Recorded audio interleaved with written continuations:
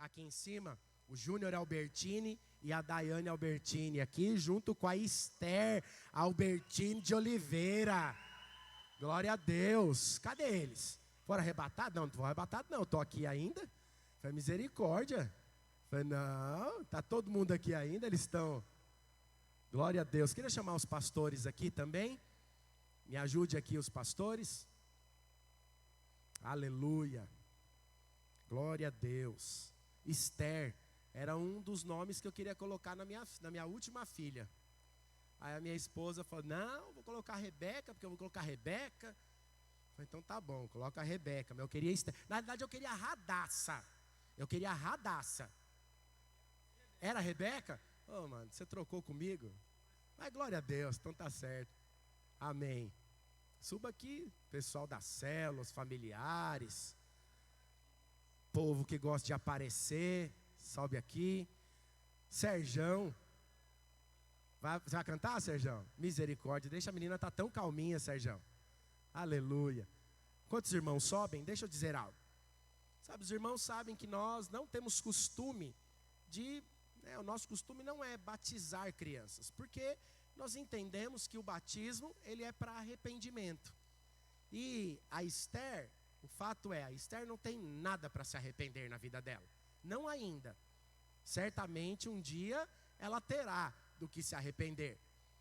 Mas a Esther, assim, na verdade a apresentação de criança, tem mais a ver com nós orarmos pelos pais do que orarmos pela criança. Porque a Esther ela não tem nada para nos dar ou nos oferecer. Era só a carinha bonitinha, o cheirinho gostoso de nenê, não tem nada. Pelo contrário, nós é que temos muitas coisas para dar para ela agora. Então a nossa responsabilidade, sabe, com os nossos filhos, é o que Deus ele busca na minha vida e na vida de cada pai.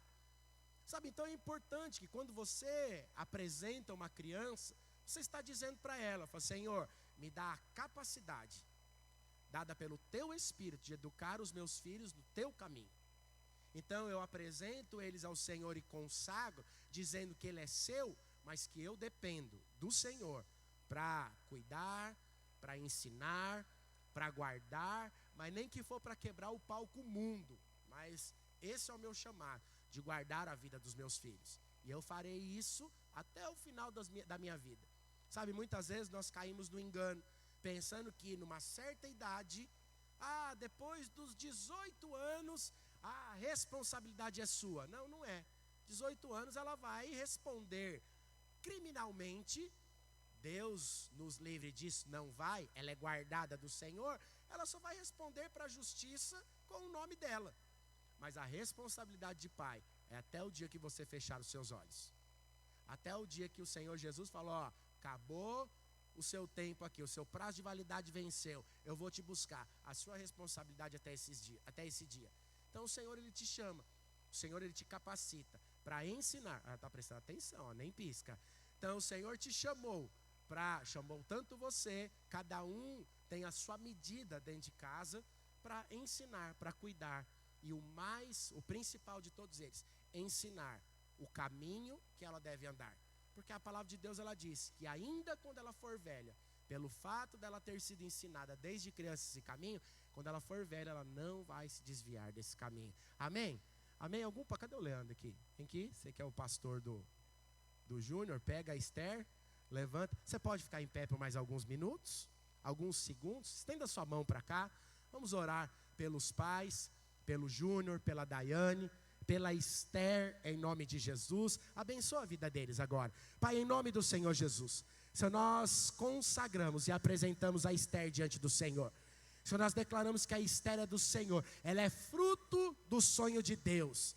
Pai, nós declaramos que ela é guardada pelo Teu sangue, o sangue do Cordeiro foi derramada sobre a vida dela, Pai, e nada, nenhum mal, Senhor, alcançará a vida dela. Nós declaramos saúde, declaramos prosperidade, e assim como a Sua palavra diz que o Senhor crescia em estatura e conhecimento, assim será Esther diante do Senhor. Nós oramos também pelos pais, pelo Júnior, Senhor, nós oramos, Senhor, pela Daiane agora também, Senhor, que o Senhor dê sabedoria, graça, favor, misericórdia, todos os dias, que ela capacigam, Senhor, a vida desse casal. Pai, que eles possam ser instrumentos do Senhor para ensinar, para cuidar. Pai, dando a eles, Senhor, o recurso necessário, Pai, no qual eles precisarão, eles necessitarão, Senhor, para a instrução, para o cuidado, Senhor, para a criação da Esther. Por isso nós abençoamos e profetizamos sobre a vida deles, em nome do Senhor Jesus. Amém e amém. Glória a Deus. Aleluia.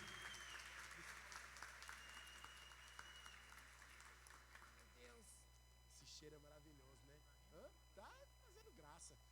Amém. Glória a Deus. Deus abençoe, irmãos.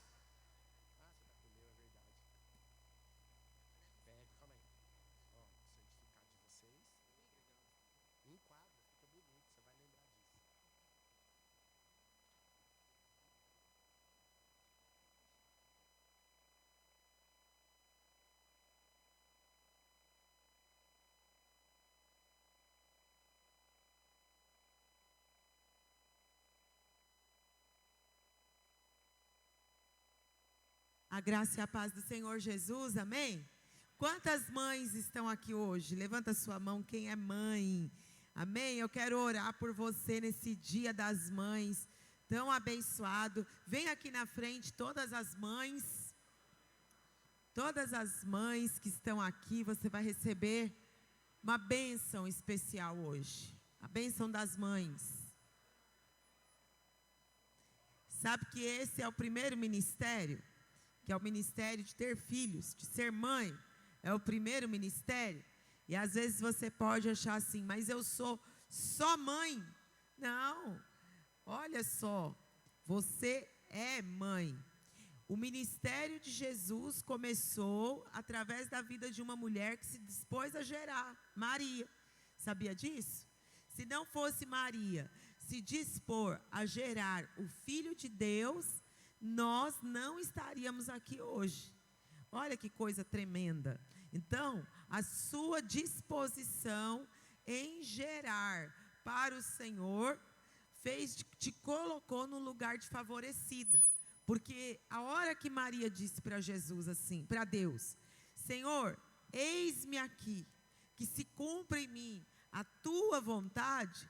Obrigada, irmã. Naquela hora, o propósito de Deus para a humanidade veio à existência, porque a Bíblia diz que na hora que Maria se dispôs a gerar e disse, eis-me aqui, que se cumpre em mim a tua vontade, o Espírito Santo visitou a vida da Maria e encheu ela com a vida do Filho de Deus. Quando você reconhece que que ser mãe é um ministério, e hoje a gente vive numa geração em que as pessoas não querem gerar, não querem ter filhos. Muitas mulheres colocam a carreira na frente da maternidade, colocam o trabalho na frente da maternidade, colocam a sua vida secular na frente da maternidade. E eu quero falar algo para você. Este não é o projeto de Deus para você como mulher. Deus te fez, te deu um útero, 2 ovários, trompas, te deu hormônios e tudo mais que te capacitam para você gerar. Então, acredite, você não vai encontrar satisfação numa carreira e nem você vai encontrar satisfação retardando algo que é projeto de Deus para a sua vida, que é ter filhos. E às vezes você pode dizer assim, pastora, mas o meu marido não consegue. Se eu tiver filhos, eu vou ter que parar de trabalhar, eu vou ter que fazer tantas coisas. Então você tem uma oração poderosa, que é orar para Deus prosperar a sua casa e o seu marido. E eu tenho certeza que isso vai acontecer, porque a hora que você se coloca debaixo daquilo que é a vontade de Deus, o Senhor faz coisas que você nem sonha. Amém? Então eu quero que você que é marido dessas irmãs, você levante aí do seu lugar para orar pela sua esposa. Você que é filho dessas irmãs também, você vai sair do seu lugar e vai orar pela sua mãe hoje. Você que não tem mãe aqui, você vai adotar uma mãe dessa aqui para orar por ela. Amém? Você que não tem nenhuma mãe, que sua mãe não está aqui ainda, você vai juntar com uma mãe dessa que está sozinha e vai orar por ela. Amém? E vai abençoar essas mães. Você vai declarar que elas são benditas do Senhor, que elas são bem-aventuradas. A Bíblia diz: bendito é o fruto do teu ventre. Aqui tem mães e filhas. Então, cadê as filhas das mães? Vamos lá. Irmãs, líderes, vamos lá, tem irmã aqui sozinha. Levanta aí, vem orar pelas irmãs. Amém? Vê aí quem está sozinha e ora por ela. Isso. Vamos abençoar as mães. Você é grata pela sua maternidade? Entende que isso é uma bênção de Deus na sua vida? Senhor, em nome de Jesus, nós abençoamos as mães aqui hoje. Declaramos, Senhor, sobre a vida delas, uma medida de força, uma medida nova de fé, uma medida nova de saúde. Oh, Senhor, para cumprir o propósito do Senhor, que vem com a maternidade. Senhor, eu declaro que elas são mulheres benditas do Senhor. Senhor, eu declaro que elas são benditas, que elas são bem-aventuradas, que elas são frutíferas, elas são prósperas, elas são sábias, elas recebem saúde da parte de Deus, elas recebem saúde nas suas emoções, recebem saúde no seu corpo físico, são renovadas na sua mente, são renovadas, Senhor, no seu espírito. Oh, Pai, em nome de Jesus eu declaro que os filhos delas são herdeiros do Senhor, e elas verão e se alegrarão com os seus filhos, elas se alegrarão com a sua posteridade, elas se alegrarão com o cumprimento do chamado e do propósito de Deus para a vida de cada uma delas. Eu declaro, Senhor, a bênção do Senhor sobre cada mãe, sobre cada família, em nome de Jesus. Amém e amém. Glória a Deus.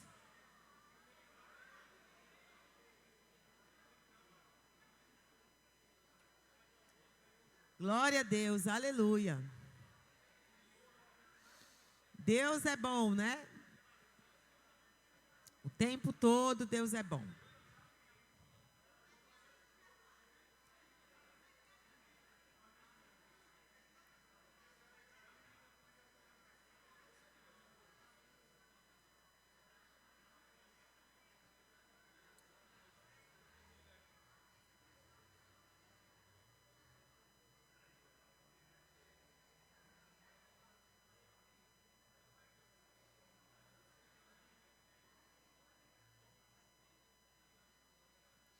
Amém?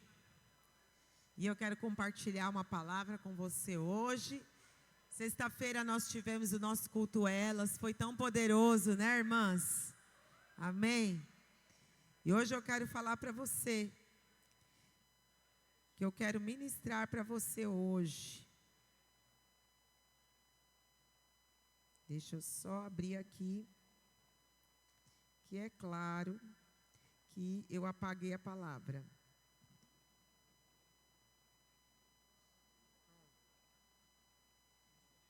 Apareceu de novo. Ainda bem, irmãos, que eu decoro as coisas rápido, que eu decorei a palavra. Amém? Mas vamos lá. O que eu quero ministrar para você hoje, o tema da minha ministração é mulheres que experimentaram a abundante graça de Deus. Você é, e aí você vai falar, pastora, mas isso aqui é um culto de mulheres? Fala, não, porque a graça de Deus é para todo mundo, mas eu tinha que colocar mulheres que experimentaram a graça, porque hoje é o dia das mães, entendeu? Então é só um disfarce, a palavra é para você que é homem também, que está aqui me ouvindo, ok? E nós vamos falar de 4 grupos de mulheres, 4 grupos de pessoas que experimentaram a graça do Senhor de uma maneira na sua vida. E eu quero que você saiba que a graça do Senhor é abundante para você hoje, aqui. E que o sucesso, o seu sucesso, a chave para uma vida cristã vitoriosa, é uma vida cristã, e uma vida cristã abundante, é você se banhar na graça de Deus. É você viver confiado na graça do Senhor. Amém? Então, olha só. O que é a graça de Deus? Vamos pensar. Para a gente falar dessas pessoas que desfrutaram dessa medida de graça, primeiro, nós temos que saber o que é a graça do Senhor. A graça de Deus, ela é o favor imerecido de Deus para nós. Então, a graça de Deus, a Bíblia diz que ela é revelada em Cristo Jesus. Cristo Jesus é a expressão máxima do amor de Deus pelo homem. E Ele é a expressão física dessa graça abundante do Senhor. Então a Bíblia fala, lá no livro de Isaías, diz assim, que quando nós estávamos ainda mortos em nossas transgressões, o Senhor foi lá no inferno, tomou a nossa morte, nos deu a sua vida e morreu na cruz, verteu o seu sangue na cruz. E quando Jesus estava lá, vertido na cruz do Calvário, ele diz uma sentença poderosa. O que é que foi que Jesus falou lá na cruz do Calvário? Está consumado. Sabe o que significa a palavra consumado?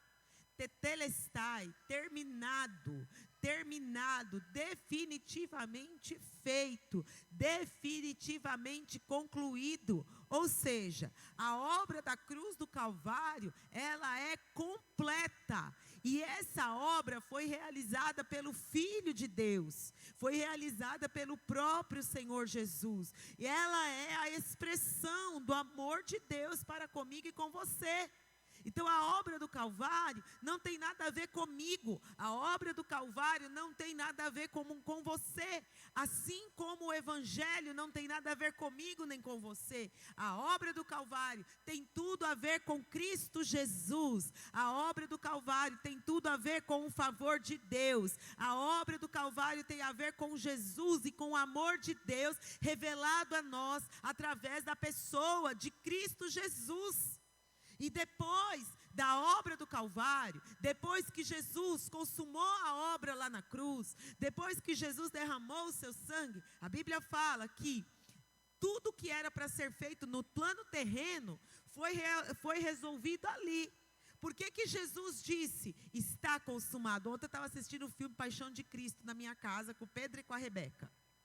E aí o Pedro e a Rebeca começavam a perguntar de 2 em 2 minutos. A Rebeca, eu vi isso aí no encontro. Mãe, por que você não põe essa parte no encontro para as crianças chorarem mais? Eu acho que você tem que colocar essa. Põe a parte que o soldado faz assim, ó, para as crianças saberem que Jesus também machucaram ele assim na parte da frente.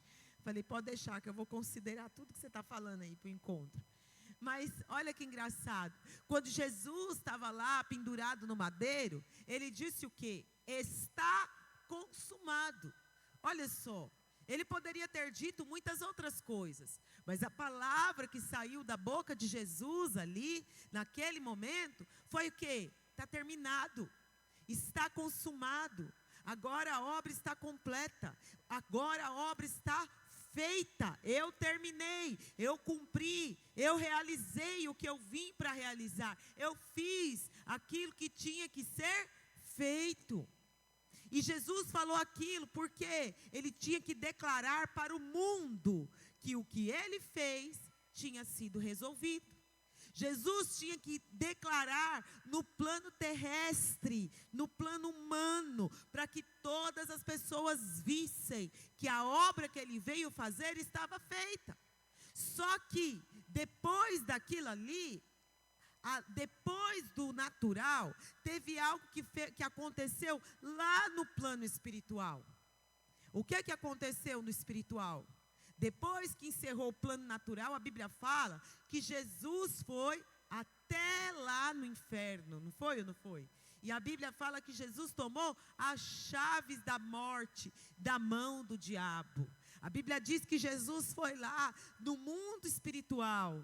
No mundo espiritual, Jesus também resolveu o que tinha que resolver. O que ele fez? Qual que é a maior tragédia? O que o diabo se move para fazer o que comigo e com você? Para nos matar. O diabo se move na nossa vida para comprometer a nossa eternidade. O diabo se move na nossa vida para trazer morte. Toda a obra do diabo é para produzir morte na minha e na sua vida. Mas Jesus resolveu a situação no plano natural, dizendo que estava consumado. E Jesus também foi lá no plano espiritual e venceu a morte. Olha que poderoso. Jesus foi lá no inferno e tomou as chaves da morte da mão do diabo. E depois que ele fez, que ele resolveu no mundo espiritual e no mundo natural, o que aconteceu? Ele ressuscitou. Porque aí quando Jesus ressuscitou, ele ressuscitou com tudo por completo. Agora, tudo que tinha que ser resolvido, foi resolvido. A ressurreição de Jesus, ela aponta para uma nova vida. Na ressurreição não tem morte. Na ressurreição não tem nada que o diabo possa fazer que vá causar morte na sua vida. Na ressurreição o poder de Deus é maior que o diabo. Na ressurreição Jesus ressuscitou como um leão. Então você tem o poder do leão na sua vida. Mas quando a gente aceita Cristo Jesus, o que acontece? Nós recebemos essa obra por completo em nós. Quando você abre a sua boca e você recebe Jesus como Senhor e Salvador da sua vida, você recebe a obra completa dentro de você. Você recebe a obra resolvida para esta vida e para a eternidade também. E isso é graça. Porque Jesus fez e Ele nos dá isso, não pelo fato de nós merecermos, mas pelo fato de nós cremos. Nós não temos nada da parte de Deus porque nós merecemos. Tudo que nós temos da parte de Deus é porque nós cremos. Isso é a graça de Deus. Quanto mais fé, quanto mais você crê, quanto mais você olha para Jesus, mais você recebe dele. Quanto menos para você olha, quanto menos para os seus problemas você olha, quanto mais você olha para Cristo, mais a graça de Deus te alcança. Quanto no meio das dificuldades, quando no meio das circunstâncias adversas, você tira o seu olhar de tudo isso e você olha para Jesus, mais você atrai a graça de Deus na sua vida. Tudo na minha e na sua vida cristã se trata em você tirar os seus olhos daquilo que é humano, daquilo que é terreno e olhar para Cristo, porque existe uma palavra escrita no seu coração. Sabe qual é essa palavra? Está feito, está terminado. E eu quero falar para você hoje, está passando por algum problema? A palavra de Jesus para você é tetelestai, está consumado. Você está passando por algum tempo de tribulação? A palavra de Jesus para você é tetelestai, está consumado. Você está passando por alguma circunstância? Está escrito tetelestai, está consumado. Jesus falou isso diante do mundo natural e diante do mundo espiritual ele venceu a morte. Então não há nada que possa te resistir. Não há cadeia do inferno que possa te prender. Não há pecado que possa te separar do amor de Deus. Quando você olha para o Senhor e fala, tetelestai, está consumado. Já não sou mais eu que vivo. Essa vida que agora, outrora eu vivia na carne, agora eu vivo para Cristo. Ele é tudo, Ele é tudo, Ele é tudo. E você precisa aprender essa verdade. Como esse 4 grupos de irmãs da palavra de Deus aprenderam, como essas 4 irmãs aprenderam. E desfrutar da graça também fala de 4 estágios da nossa vida. E a gente precisa aprender a discernir qual é o estágio que nós estamos, para a gente poder dar o passo e a resposta certa. Jesus já deu toda a condição para você dar a resposta certa. Fala para a pessoa que está do seu lado. Jesus já fez tudo, você só precisa dar a resposta certa. Ah, mas não é tudo com Jesus? Quer dizer que eu posso fazer o que eu quero? E aí é tudo com Jesus? Isso é a graça? Pelo amor de Deus, a graça é muito maior que isso. Se você crê desse jeito, a Bíblia fala que isso é a doença de Gálatas. Qual que é a doença de Gálatas? Que Paulo escreve para os Gálatas lá, se você ler o livro de Gálatas, vai estar escrito assim, ó insensatos Gálatas. Sabe o que era? Eles criam de uma maneira errada acerca da graça de Deus. E aí eles viviam de maneira equivocada. Quando você crê de maneira errada, você vai viver de maneira errada. Quando a sua visão acerca de Jesus é errada, você vai viver, você vai reproduzir um comportamento errado. Quando você crê acerca dos princípios da palavra de Deus de maneira errada, você vai viver de maneira errada. E era assim que Paulo estava falando para os Gálatas. Eles não tinham realidade na vida espiritual deles. Por isso eles eram muito frágeis. E Paulo estava dizendo, olha, desfruta da graça, coloca o seu olhar em Cristo, coloca o seu olhar na graça do Senhor, para que a sua fé seja correta e a sua maneira de viver também seja correta. Não tem como, meu irmão, você apartar a sua maneira de viver da sua fé. A sua maneira de viver testemunha a sua fé. E a gente acha que a fé é uma coisa, jeito de viver é outro. Não, a sua maneira de falar testemunha da sua fé. A sua maneira de viver testemunha da sua fé. A maneira como você relaciona com as pessoas testemunha da sua fé. A maneira como você lida com o seu dinheiro, se você desculpa a franqueza, mas se você dizima ou não, testemunha da sua fé. A sua maneira de viver define até onde você crê. E Paulo estava falando isso para Gálatas. Escuta, toma cuidado, porque a maneira como você vive é definida por aquilo que vocês creem. E vocês estão vivendo errado por causa de uma fé errada. Porque tiveram uma compreensão equivocada, parcial e limitada da graça de Deus. E Paulo fala, eu oro para que os olhos do vosso coração sejam abertos e iluminados os olhos do vosso entendimento. E essa tem que ser a nossa oração todos os dias. Que os olhos do nosso coração sejam abertos e iluminados os olhos do nosso entendimento. Porque quando a luz vem, nós vamos crer corretamente. Nós vamos crer corretamente acerca da graça de Deus. E isso vai definir a nossa maneira de caminhar. Que vai dar testemunho de Jesus. E vai nos levar a uma vida vitoriosa nele. Uma vida de sucesso, uma vida bem-sucedida, uma vida de plenitude, uma vida que você é capaz de reinar em vida. Se nós não estamos reinando em vida no nosso casamento, na nossa célula, na nossa vida como solteiro, alguma coisa precisa estar errado, precisa ser ajustado. Se nós não estamos reinando sobre o pecado, é o pecado que reina na minha vida, eu preciso ajustar, meu irmão, a maneira de andar. Se as minhas emoções reinam na minha vida e me governam, eu preciso ajustar a minha maneira de andar. Se os princípios que estão fora da palavra de Deus governam a minha vida mais do que aqueles que são da palavra de Deus, eu preciso ajustar a minha maneira de andar. E isso não é uma obra natural, não é uma obra de esforço, não é uma mentalização ou um serviço igual do coaching que fala, agora eu vou fazer certo, agora eu vou fazer certo, agora eu vou fazer certo, agora eu vou fazer certo. Eu sou bonito, eu sou bonito, eu sou bonito. Você é feio, não, eu sou bonito, acredito que eu sou bonito.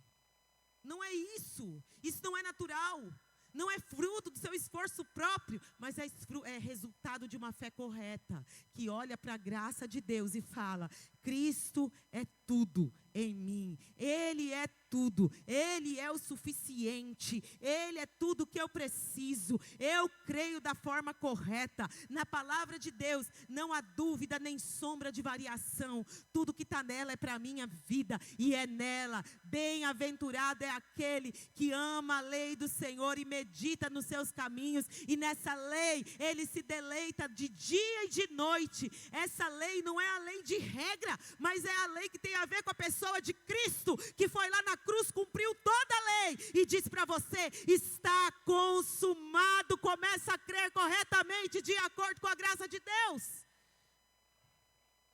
Sabe? E você precisa definir e perceber qual é o estágio da sua vida em relação à revelação da graça de Deus que você está.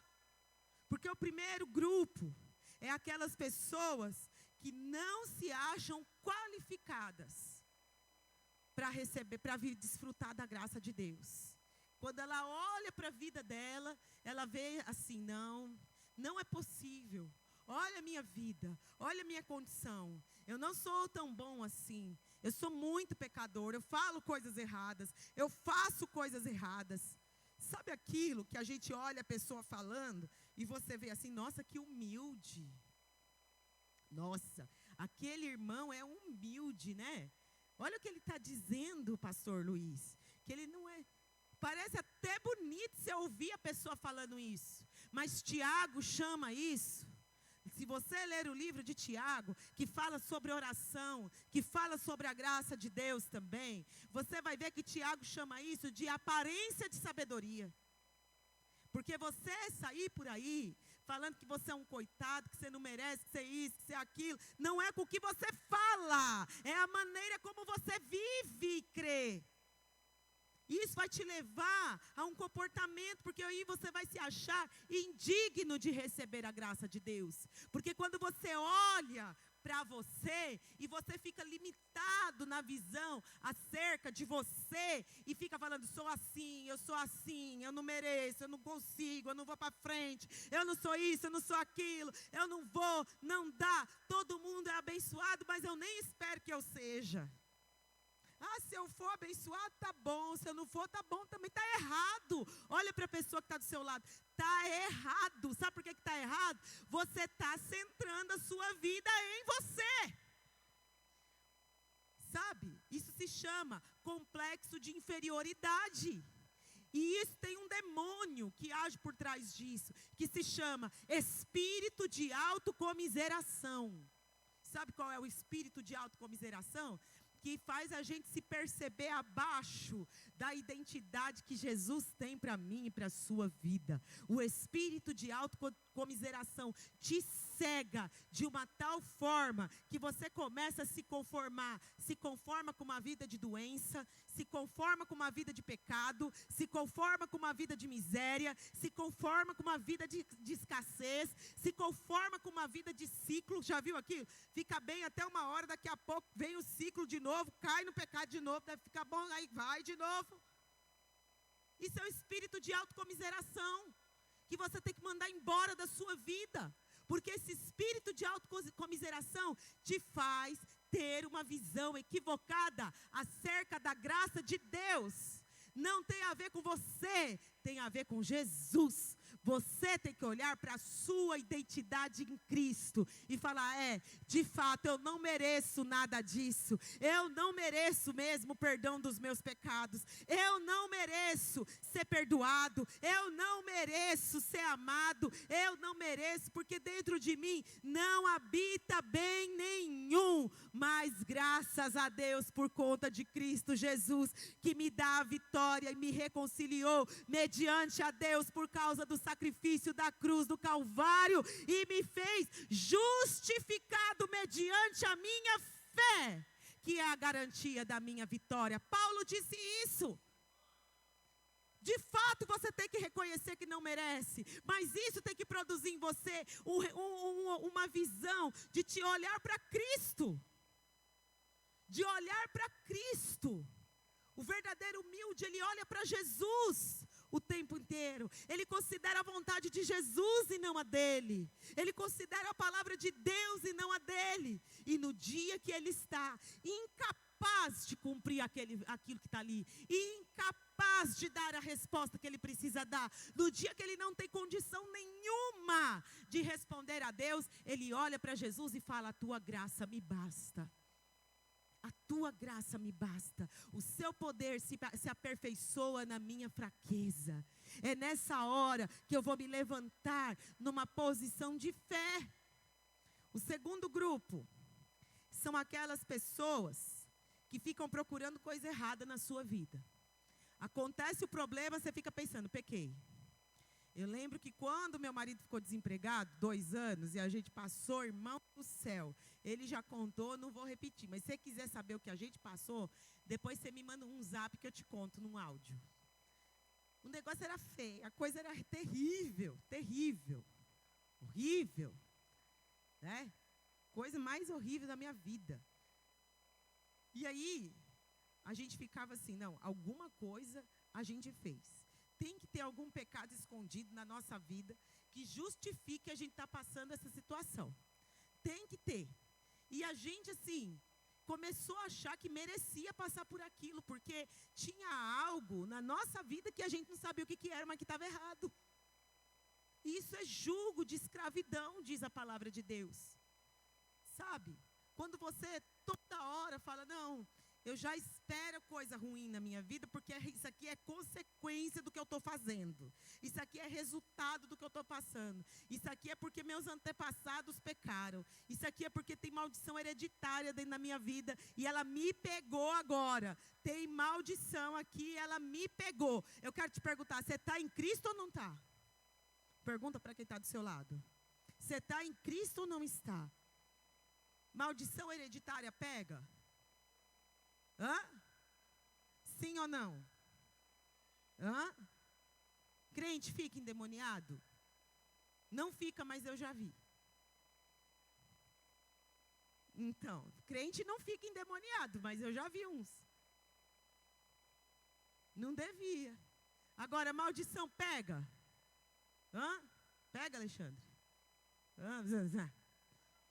Pega. Deixa eu te falar. Se você crê que você está em Cristo Jesus, não há maldição que pegue na sua vida. Só que estar em Jesus não é uma coisa da boca para fora. Estar em Jesus, a palavra de Deus ensina como é estar em Jesus. Estar em Jesus é estar de todo o coração, de toda a sua força e de todo o seu entendimento. Estar em Jesus fala de um estado físico de você estar em Jesus. Pronto, eu estou em Jesus. Ninguém me tira daqui. Pode falar o que quiser, eu estou aqui. Meu coração pode querer muita coisa, mas eu estou aqui. A minha mente pode pensar muita coisa, mas eu estou em Jesus. Pronto, acabou. Aí, esse é o primeiro estágio. Segundo, estar em Jesus fala de uma posição de fé. Eu creio que Cristo é por mim. Eu creio em cada linha da palavra de Deus. Eu creio na palavra de Deus. Eu creio na palavra de Deus e eu não desconsidero nada do que a Bíblia diz. Isso é fé. É espiritual. Mas fala também da sua vontade e do seu desejo governado de estar em Jesus. Porque se você deixar a sua carne te governar, ela vai te levar para todo lugar, menos para perto de Deus. Não pensa que a sua carne vai querer vir para o culto domingo de manhã nesse frio, irmão. Nem a minha, que é pastor. Ai, a carne da pastora queria nada. Porque a hora que eu sinto o cheiro do café, eu tenho vontade de pegar uma caneca de café, deitar na minha cama, virar aquele dedãozinho em cima de mim, assim, e sentir o abraço da minha coberta. A carne não quer servir a Deus. Não tem homem santo que faça que a carne dele queira servir a Deus. Por isso que você tem que dominar a sua vontade, colocar ela onde? No lugar correto. Você vai servir a Deus. A sua carne nunca vai querer nada que é bom. Sua carne só vai querer coisa para te satisfazer. Mas você não está em Jesus, pega ela e põe no lugar certo. Pastora, vai ter coisa errada na minha vida. Tem coisa errada na sua vida. Mas nada pode te separar do amor de Deus. Nem a morte, nem a vida, nem a altura, nem profundidade, nem anjos, nem potestades, nem o presente, nem o porvir. Nada pode te separar do amor de Deus. Sabe por quê? Se você estiver em Jesus, você não vai viver pecando. Se você estiver em Jesus, a luz vai vir na sua vida e você vai corrigir o que precisa ser corrigido. Porque quem está em Jesus tem luz. Olha para a pessoa do seu lado, vê se tem luz nela. Tem luz? Olha aí para a pessoa que está do seu lado, vê se tem luz nela. Gente, eu estou tão agasalhada que eu estou fervendo. Agora que eu estou vendo, tem uma coisa me enforcando essa gola da minha blusa, tá? Meu Deus, que calor. Então, assim, quem está em Jesus tem tudo. Então, você precisa estar nele. Tem coisa errada na nossa vida? Tem alguém que não tem nada errado na vida? Levanta a mão. Claro que não, irmão, para. Senão eu estaria aqui, ó, agora eu estaria apedrejada por alguém aqui que ia jogar pedra em mim. Mas, quando você está em Jesus, a luz vem na sua vida.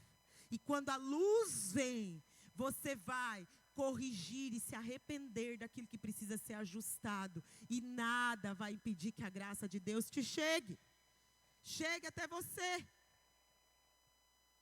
Agora tem aquelas que ficam esperando com base no que elas fizeram. Já viu a pessoa que anda reivindicando as coisas diante de Deus porque ela já fez muito? Você quer ver se você anda assim? Quando você vem contar coisa que você fez lá no passado. Olha para ela e canta assim para essa pessoa. Ouviram do Ipiranga as margens, Museu do Ipiranga. Para com isso. Você é filho de Deus. Por que você tem que ficar falando de coisa que você viveu no passado para justificar o que você merece no futuro? Você acha que Deus vai andar desse jeito? Lembrando, no dia 14 de março de 1981, a Nádia deu um copo de água para o necessitado. Agora, em 2025, ela está com sede. Eu vou fazer o irmão lembrar que ela está com vontade de beber água. E vai dar água para ela. Que coisa, que escravidão. Isso seria uma vida cristã de escravidão. Você viver preso em coisa que você fez no passado para justificar o que você merece no futuro. Ou uma vida onde você faz as coisas esperando receber algo. Seja livre, sirva a Deus, não pelo que você, por receber algo para você merecer. Sirva a Deus porque você ama Jesus.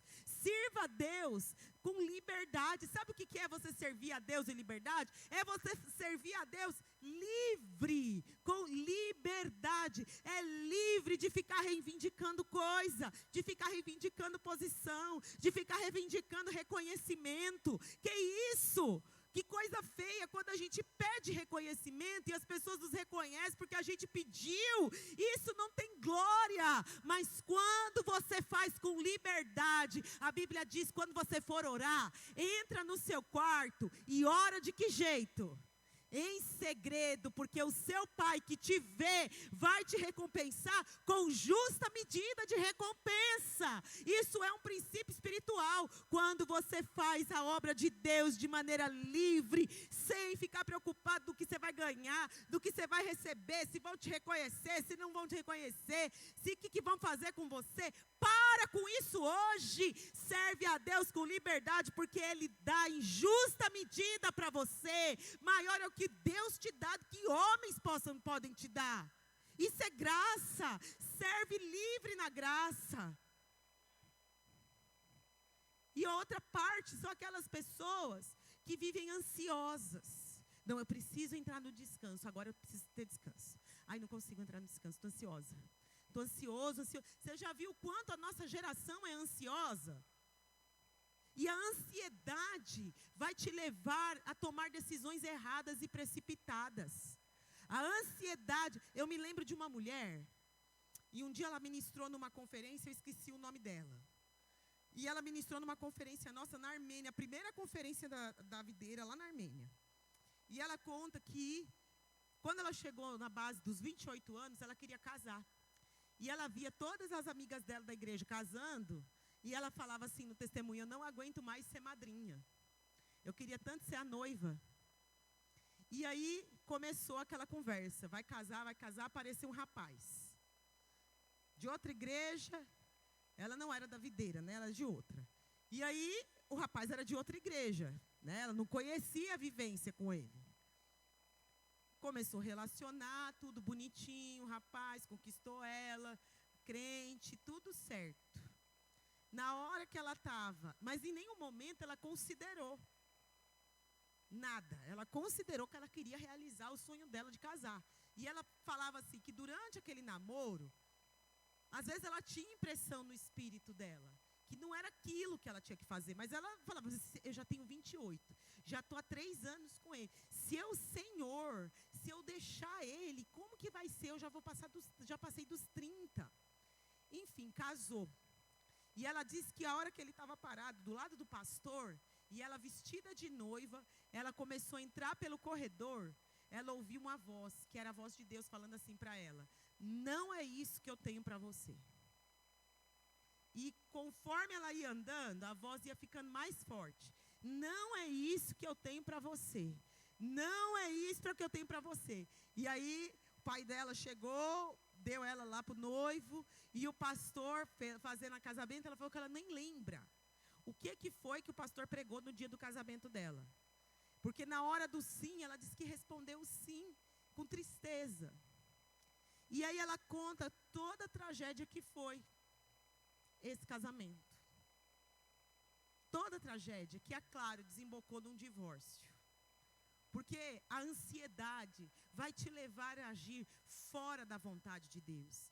A ansiedade vai te fazer passar os pés pelas mãos e tira você da posição do descanso. E quando você sai da posição do descanso, você não desfruta da graça. Quando você sai da posição do descanso, você começa a fazer as coisas da sua maneira. E nós não fomos chamados para fazer as coisas da nossa maneira, e sim da maneira de Deus. E a Bíblia fala acerca de algumas mulheres que entenderam isso. E a primeira delas é Raabe. Você encontra a história de Raabe lá no livro de Josué, capítulo 2. Quem era Raabe? Raabe era uma mulher que, se a gente fosse falar desses 4 estágios, ela era indigna de receber a graça, porque ela era prostituta. Ela não fazia parte do povo de Deus, porque Raabe morava em Jericó. Jericó era a cidade que o povo de Deus ia conquistar. Eles tinham que, na verdade, passar por Jericó para chegar até Canaã. Canaã era a terra da promessa. Jericó ficava entre o lugar que eles estavam e a terra da promessa. E essa cidade, essa Jericó, ela era cercada por muros, tinham inimigos, e eram inimigos declarados do povo de Deus. E aí Josué manda os espias. Entre os espias que ele manda, está lá um homem chamado Salmão. Salmão é príncipe, é um dos príncipes de Israel.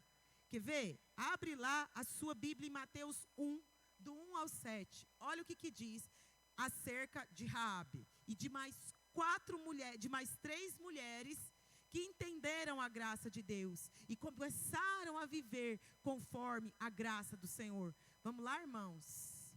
Mateus 1, do 1 ao 7.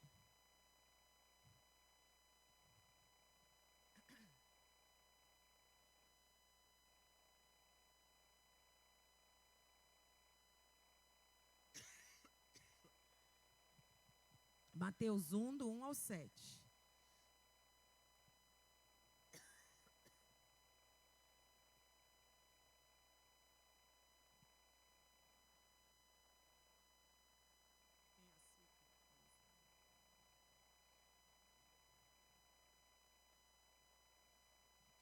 Este é o registro dos antepassados de Jesus Cristo, descendente de Davi e de Abraão. Pode passar. Pode ir, gente, pode evoluir no versículo. Abraão gerou Isaque, Isaque gerou Jacó, Jacó gerou Judá e seus irmãos.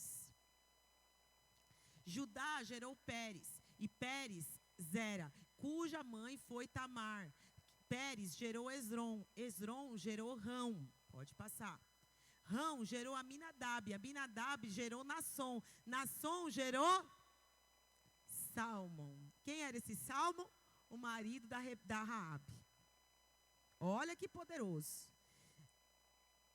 Salmão era um dos príncipes de Israel, porque ele veio da linhagem de Jacó. Então, a gente sabe que a linhagem de Jacó, quando Deus mudou o nome de Jacó, o que Deus falou para Jacó? Agora você não se chamará mais Jacó, e sim príncipe de Deus. Quer dizer, a linhagem de Jacó agora era uma linhagem de príncipes. Salmão era príncipe de Deus, príncipe do povo de Deus. E a Bíblia fala que ele foi um dos espias, que foi vigiar a terra. E a Bíblia fala que quando Raabe encontrou com ele, ela encontrou com a graça de Deus.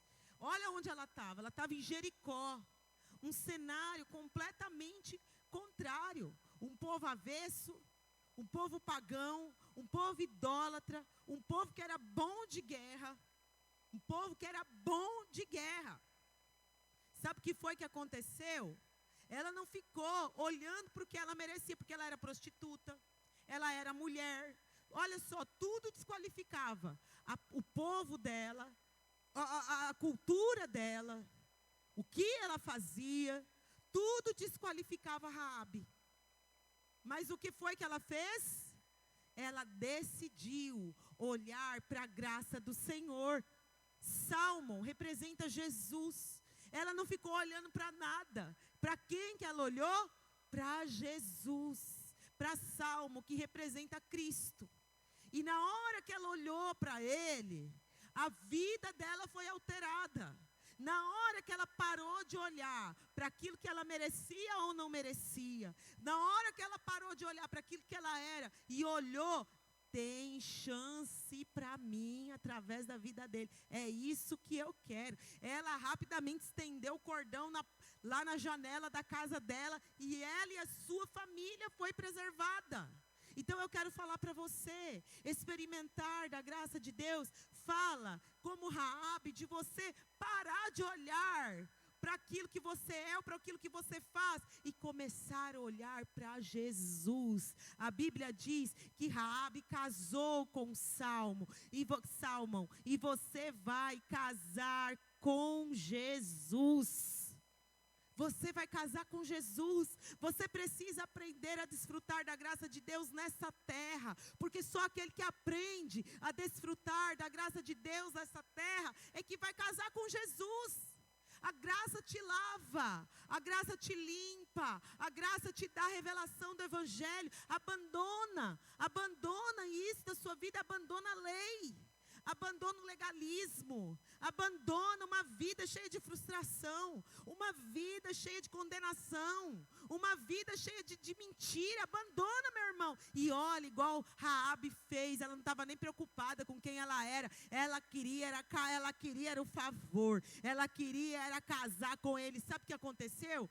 O povo, o exército de Josué, passou por Jericó, destruiu as muralhas e levou Raabe junto para herdar Canaã. Sabe o que eu quero te falar? É aí no meio da sua Jericó. Jericó aponta para a dificuldade. Jericó aponta para a tribulação. Jericó aponta para a canseira. Jericó aponta para todo o seu contexto que vai conturbar a sua visão acerca da graça do Senhor. Jericó é o que tem muro em volta. Veja bem, quando você está dentro de um lugar cercado por muro, o que é que você vê? Muro, você vê saída? Não, Jericó é isso, é aquela circunstância da sua vida que você não vê saída. Então o desafio é, quando você estiver aí, para de achar que você não merece, ou para de achar que você merece, e que é injusto você estar passando por isso. Ou para de achar que você está lá porque você fez alguma coisa, ou porque tem alguma coisa. Não, você só está passando por isso para que se manifeste a glória de Deus. Você já tem Jesus, o príncipe de Israel já está na sua vida. Já tem um cordão vermelho estendido para você. É só você segurar no cordão e falar, a tua graça me basta, eu vou sair daqui e vou levar minha família junto. Sabe? Perceba que a graça de Deus ela é inclusiva. A graça de Deus não é apenas para uma parte, só para você. A graça de Deus inclui todos da sua família. Todos. Inclui seus filhos, seu marido, seus pais. A experiência com Deus envolve todos. O favor de Deus começa com você e vai para todos. Isso é muito poderoso. Mas a Bíblia fala também de uma outra mulher, além de Raabe. Raabe teve a revelação de que ela é perdoada, de que ela é amada. Você pode colocar a mão no seu coração e falar, eu sou perdoado. Eu sou perdoado porque eu sou amado. Eu sou perdoado. Às vezes, irmãos, no momento da tribulação, no momento da tragédia, a gente fala o que não deve. Fala coisas ruins. Pensa coisas ruins, mas a graça te lava disso. Você é perdoado. Quero declarar na sua vida hoje, você é perdoado. E você vai andar debaixo da nuvem do perdão. Raabe andou debaixo da nuvem do perdão. Ela não ficou debaixo da acusação, ela foi andando, eu sou perdoada. O Deus de Israel me perdoa. Eu nem merecia casar com um príncipe, porque eu sou uma prostituta. Mas olha o que Deus deu para ela. Um príncipe para ela casar. Pelo amor de Deus. Veja só a restituição na vida dessa mulher. E às vezes a gente se conforma com pouco. Para de se conformar com pouco. Você é perdoado e vai viver toda a restituição que Jesus prometeu para você. Isso não tem a ver com o seu passado, tem a ver com Cristo, que disse lá na cruz: está consumado. Não tem a ver com o que você fez, mas com o que Ele fez por você. Só fica debaixo da nuvem do perdão. Só pega no sangue. Se apropria da graça. Isso é poderoso, poderoso demais. 1 João 2,12 diz assim: eu vos escrevo, filhinhos, porque vocês são perdoados. Você crê no perdão? Então fala assim: eu sou um filho perdoado. Eu sou um filho perdoado. E eu vou viver na graça, considerando, para Deus derramar a graça dele na sua vida, Ele não considera você o que você fez, Ele considera Cristo. Ele considera o que Jesus fez. Mas a Bíblia conta o nome de uma outra mulher que apareceu aqui. Essa veio antes de Raabe. Ela se chamava Tamar. Sabe quem era Tamar? Nora de Judá. Judá também era da linhagem dos príncipes de Israel. Ele era da família de Jacó. E a Bíblia fala que Tamar perdeu o marido, que era filho de Judá. E o marido dela morreu, e ela não tinha filhos. E aí você imagina, ela via toda a família dela tendo filho, e ela era desqualificada até então, porque ela não podia gerar. A esterilidade desqualificava ela diante ali daquela cultura. Mas a palavra de Deus fala que um dia, olha a atitude que ela tem. O sogro dela estava bêbado. Ela se disfarça de prostituta e vai lá ter uma relação com o sogro que tem, sem perceber que ela era ela. E aí, ela fica grávida. E quando ela chega diante da família e o povo vê que ela está grávida, o sogro foi o primeiro a falar: que vergonha! Porque Tamar, na lei, quando a mulher perdia o marido, o irmão do marido tinha que assumir aquela mulher. E o irmão do marido não quis assumir Tamar. Foi todo um contexto familiar. E eu estou resumindo bem aqui para você. Quando ela chegou lá grávida, o sogro dela falou: e agora?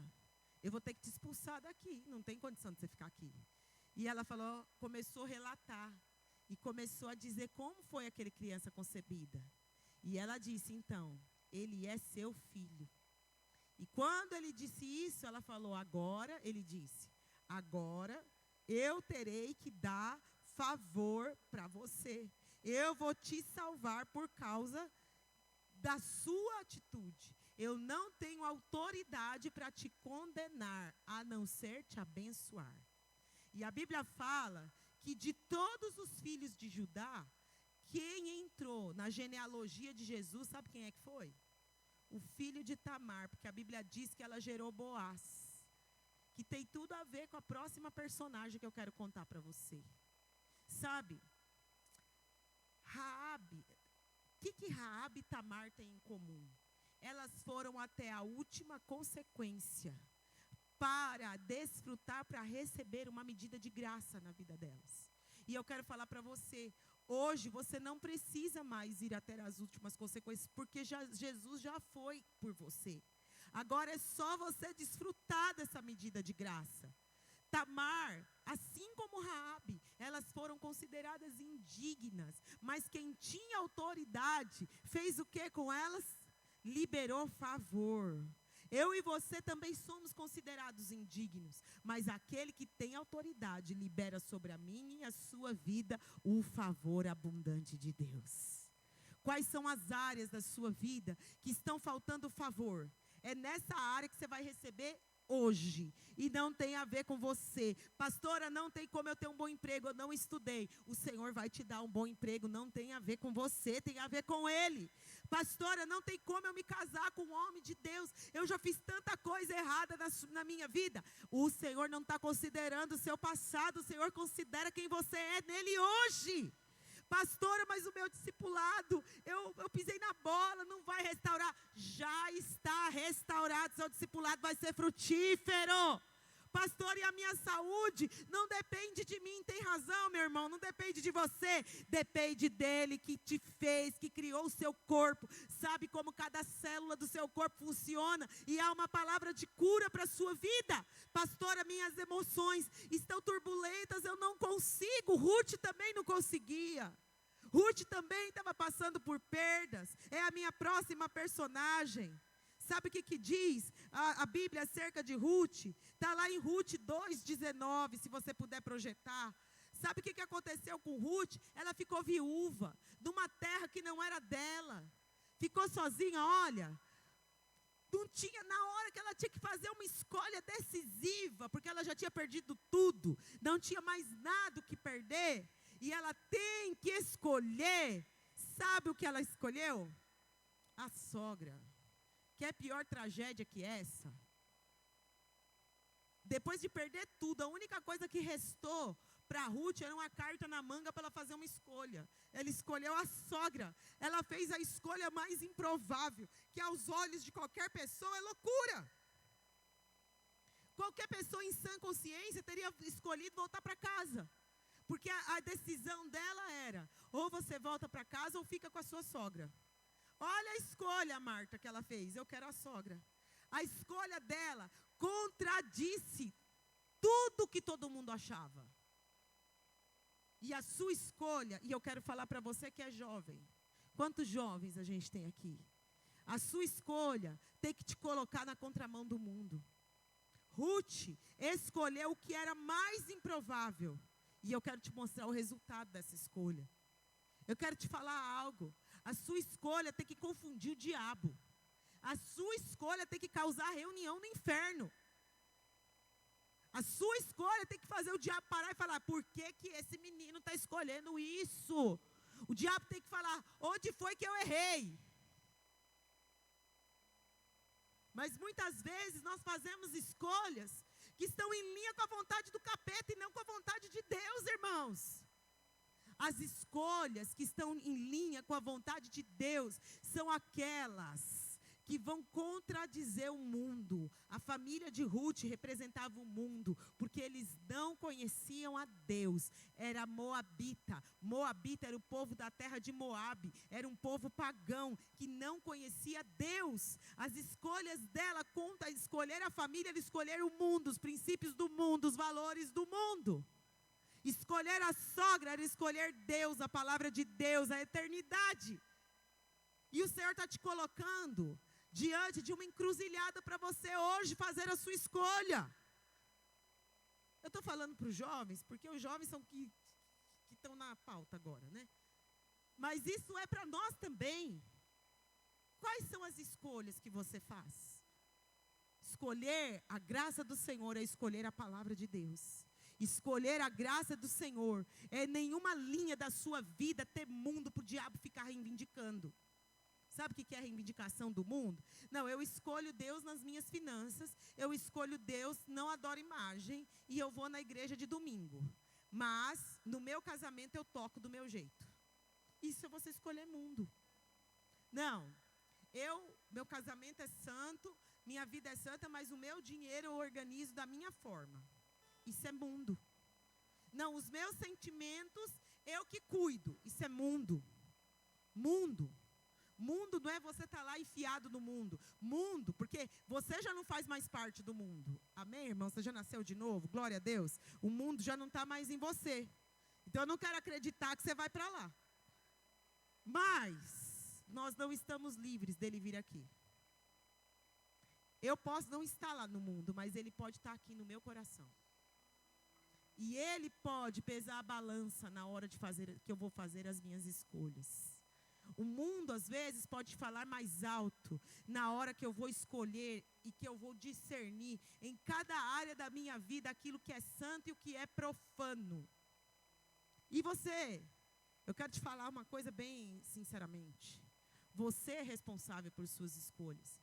Um dia Jesus falou, olha, eu não vou obrigar você a escolher nada. Mas existe a morte e a vida. Um conselho, pois, eu te dou. Escolha, pois, a vida. Porque cada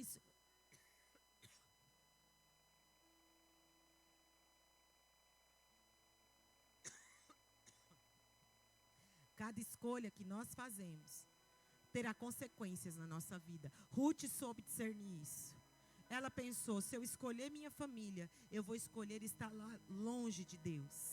Mas se eu escolher a minha sogra, eu vou escolher a parte mais importante. Pode deixar o versículo projetado, por favor. Mas eu vou escolher a parte mais importante do livro de Ruth, irmãos. Eu preciso do versículo. Olha só. Depois que Ruth fez a escolha, ela também selou uma aliança. E ela disse, onde quer que você for, eu irei. E onde você pousar a sua cabeça, ali eu pousarei. O seu Deus será o meu Deus, e o seu caminho será o meu. Olha só o resultado. Onde você colheu todo esse cereal, porque a Bíblia fala que depois que Ruth escolheu a sogra, eles voltaram para a terra de Israel. E aí, eles buscaram abrigo nos campos de Boaz. Sabe quem era Boaz? Filho da Tamar. Que eu contei para você no comecinho. Que tudo começou, né? Filho da Tamar, porque ele vem da linhagem. Tamar, Raabe, agora Boaz. Boaz é filho de Raabe, desculpa. Ele era um homem rico. Porque tem outra coisa, quando você escolhe por Deus, Deus vai te prosperar. Porque a Bíblia diz que ele nunca viu um justo desamparado, nem a descendência do justo mendigar o pão. Quer ficar próspero? Escolhe Deus. Quer prosperar em tudo que você fizer? Faz a escolha certa que vai te colocar na posição da graça. Esse homem era um homem rico. E aí a sogra falou para ele, para Ruth, vai colher nos campos de Boaz. E ela foi lá. À noite, você se arruma e deita no pé de Boaz. Alguma moça teria coragem de fazer isso? Deitar no pé de Boaz? Ruth teve, porque ela era ousada. E aí, quando ela voltou para casa, ela voltou cheia de suprimento. E aí a sogra pergunta para ela, onde você colheu todo esse cereal? Perguntou Noemi. Onde você trabalhou hoje? Que abençoado quem te ajudou. Então Ruth contou à sogra quem havia trabalhado. Com quem trabalhei se chama Boaz. Olha que poderoso. Com quem você está trabalhando? Porque Boaz também representa um tipo de Cristo. A Bíblia fala que depois desse dia, a sogra falou para ela, vai lá agora à noite, deita no pé dele. Porque Boaz é meu primo, ele é meu parente. E ele não é casado, Nádia. Vai lá e se arruma. Deita no pé dele. E quando ele acordou e viu a Ruth, falou, peraí, eu vou ver se não tem nenhum parente aqui que queira casar com você, porque eu tenho um primo mais velho, que você é direito dele. O primo falou, não, já sou casado. E ele casou com Ruth. Que coisa poderosa. Ruth se tornou rica. Ruth foi uma mulher rica, uma princesa, dona de campos, dona de tudo. Ela era a mulher do dono. E ela falou, bendito é aquele que me acolheu favoravelmente. O Senhor te acolhe favoravelmente. Você precisa aprender a deitar no pé dele. Sabe o que é deitar no pé de Jesus? Ruth deitou porque ela obedeceu. Deitar no pé de Jesus fala de uma atitude de um coração quebrantado. Para você deitar, o que você faz? Para você deitar. Não vou conseguir deitar aqui. Mas você sabe como é que deita. Para você deitar, você tem que, descer. Você tem que diminuir. Você tem que ir lá para o chão. Deitar aos pés fala de você se humilhar diante da presença de Deus. De você se deitar sobre a palavra. Sabe como que você se humilha diante da presença de Deus? Quando você fala, Senhor, eu não quero mais nada meu. Eu só quero a Tua palavra na minha vida. Eu só quero a Tua palavra. Eu não quero fazer aquilo que o meu coração quer, mas eu quero a Tua palavra. Embora o meu coração queira isso, a Tua palavra que é diferente, eu vou fazer o que está na Tua palavra. Isso é você deitar aos pés. Senhor, o meu coração quer xingar, esbravejar, mas o que a Sua palavra está falando? Para eu perdoar? Eu vou perdoar. O meu coração, Senhor, quer divorciar. O que a tua palavra diz? Que é para eu amar? Eu vou amar. Senhor, o meu coração quer relacionar. Mas o que a palavra do Senhor diz? É para eu me santificar? Vou santificar. Ruth fez isso, um coração disposto a obedecer. Ela deitou nos pés. E aquilo elevou ela. Ela foi a última a chegar para colher. E casou com o dono. Então não tem a ver com a ordem de chegada. Não tem nada a ver com a ordem de chegada. Tem a ver com você estar no lugar certo, fazendo a coisa certa. Tem a ver com você estar no momento certo, na hora certa, fazendo o que é certo diante do seu rei, se humilhando diante dele. Você atrai a graça. Porque Ruth gerou Boaz, que gerou Jessé, que gerou Davi, que casou com uma mulher indigna chamada Betseba. Deus reverteu a situação de Betseba e deu um filho para Davi, através do ventre de Betseba, chamado Salomão, que foi rei de Israel, o rei mais sábio que a história já ouviu. Sabe o que eu quero falar para você? Você precisa aprender a crer. Descansar na graça do Senhor é crer que o Senhor é com você. É você abrir mão das suas próprias convicções, abrir mão daquilo que está na sua cabeça e se derramar diante da presença do Senhor e dizer: Senhor, eu quero me derramar diante de Ti. Eu quero estar na posição da graça, o favor de Deus, aquele que me alcança, o que muda a minha história. Eu quero experimentar a graça abundante como Raabe, como Tamar, como Ruth, como Betseba, e viver, Senhor, na vida livre e plena do Evangelho de Cristo. Todas elas foram bem-sucedidas e com você não será diferente. Fique em pé no seu lugar. Você será bem-sucedido e bem-aventurado em todos os seus caminhos. Eu percebo o Senhor liberando promessas dEle na vida de muitos aqui. Mas, irmãos, não adianta a promessa ser liberada e você ter uma posição diferente dessas que eu estou falando hoje. Você herda a promessa como elas herdaram. Quando você reconhece a graça do Senhor, fala: Senhor, a tua graça me basta. Não é pelo que eu mereço, não é pelo que eu não mereço, não é pelo que eu fiz, é pelo que o Senhor é, porque o Senhor merece tudo.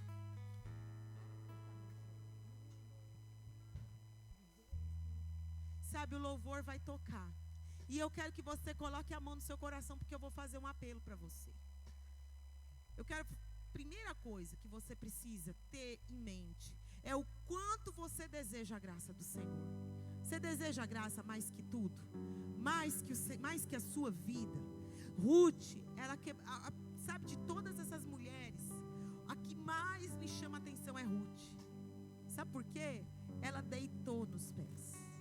E nessa manhã você precisa deitar nos pés do seu amado. Depois que ela deitou, ela disse: bendito é aquele que me acolheu favoravelmente. O Senhor vai te acolher favoravelmente. O Senhor vai quebrar da sua vida hoje todo o peso de acusação, todo o peso de angústia. Porque andar no merecimento é pesado demais. Esse não é o projeto de Deus para os filhos dele, nem para as filhas. Enquanto o louvor canta, eu quero que você louve o Senhor com esse louvor. E eu vou fazer um apelo e eu espero que você saia do seu lugar, porque nós queremos orar por você e você vai se derramar. Você vai se deitar agora nos pés do seu amado. Você vai ouvir da boca dele: bendito é aquele que me acolheu favoravelmente. Amém.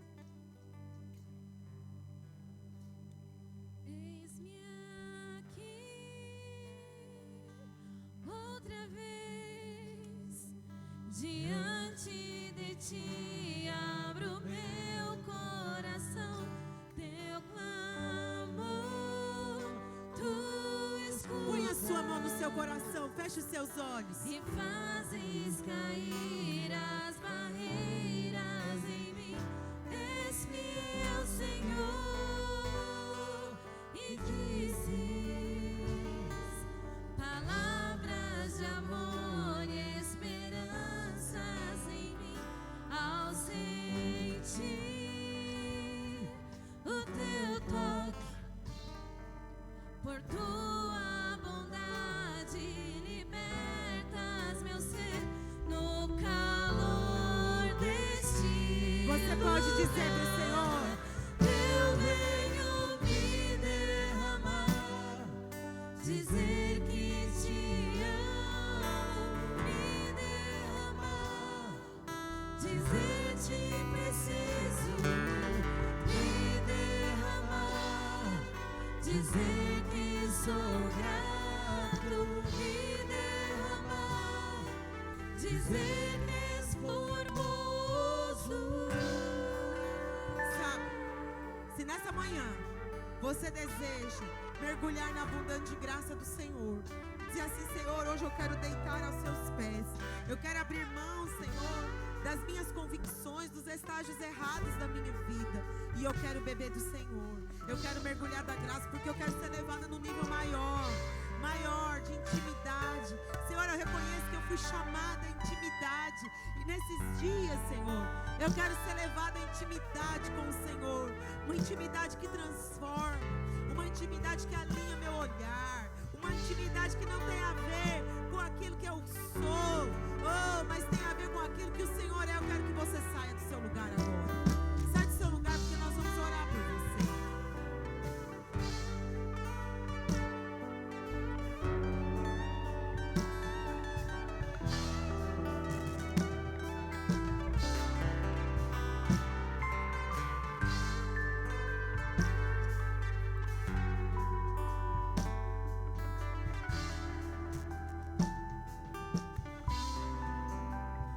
Eis-me aqui Coloca a mão no seu coração. outra vez. Fala pro Senhor: Senhor, quebra da minha vida toda a cadeia, toda a prisão de incredulidade, de merecimento, de justiça própria. Senhor, naquelas áreas que eu estou enfraquecido para fazer a vontade do Senhor, vem com a tua graça abundante sobre elas.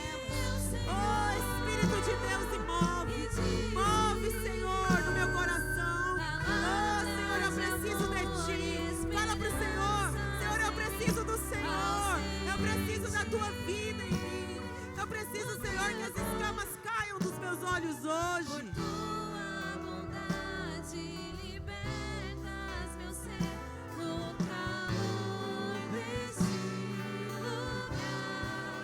Eu venho me derramar, dizer que te amo, me derramar. Permita o Espírito de Deus restaurar no seu coração o que precisa ser restaurado hoje. Dizer que sou grato, me derramar, dizer que és formoso, me derramar, dizer que te amo. Os pastores, as esposas, nos ajude a orar pelos irmãos. Vai liberando palavra de vida, vai liberando palavra de poder, de restauração.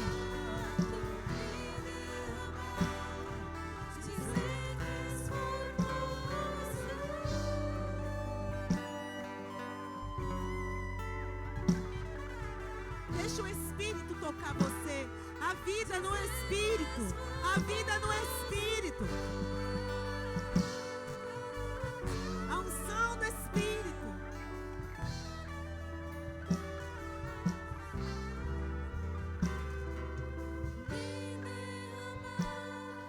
Dizer que te amo, me derramar, dizer te preciso, me derramar, dizer que sou grato, me derramar, dizer que és formoso, me derramar, dizer que te amo. Fala pro Senhor: me veste, Senhor, com as vestes da graça e da santidade, Jesus. Lava o meu ser, lava o meu coração. Me limpa, Senhor, me lava, Espírito Santo. Senhor, Espírito de Deus, vem sobre a minha vida. Me lava, Senhor, eu me coloco diante do Senhor. Eu não vou andar com base naquilo que eu mereço, mas na base com aquilo que o Senhor é na minha vida. A graça abundante é sobre você, meu irmão. Dizer que és